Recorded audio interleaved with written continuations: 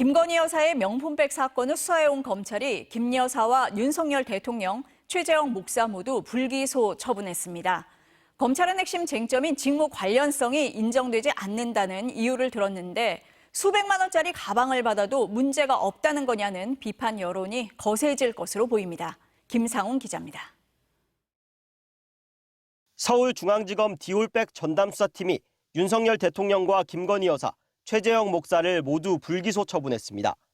전담수사팀이 꾸려진 뒤 5개월 만에 나온 수사 결과입니다. 최 목사는 김 여사에게 300만 원짜리 디올백과 180만 원어치 샤넬 화장품 등 모두 500만 원이 넘는 금품을 줬습니다. 이 과정에서 김 여사에게 특정인을 국정자문위원회에 임명해달라고 하는 등 여러 차례 청탁도 했습니다. 하지만 검찰은 핵심 쟁점인 직무 관련성에 대해 윤 대통령과 최 목사의 직무 관련성이 없다고 봤습니다. 금품과 청탁 내용의 연관성, 법리 등을 종합해보면 최 목사가 김 여사에게 준 디올백 등은 우호적 관계 유지나 접견 기회를 얻기 위한 수단이라고 설명했습니다. 청탁금지법상 배우자가 한 번에 100만 원이 넘는 물품을 받은 경우 공직자는 신고해야 처벌을 피할 수 있는데 윤 대통령은 하지 않았습니다. 검찰은 직무 관련성이 없어 신고 의무도 없다며 윤 대통령도 무혐의 처분했습니다. 상대방인 최 목사도 같은 이유로 무혐의 처분했습니다. 김 여사에 대해서는 청탁금지법상 배우자 처벌 규정이 없어 처벌할 수 없다고 설명했습니다.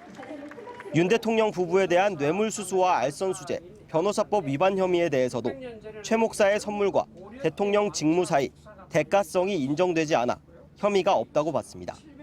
앞서 외부 전문가들로 구성된 검찰 수사심의위원회가 직무 관련성이 인정된다며 최 목사를 재판에 넘기라고 권고했지만 수사팀은 무혐의 결론을 바꾸지 않았습니다.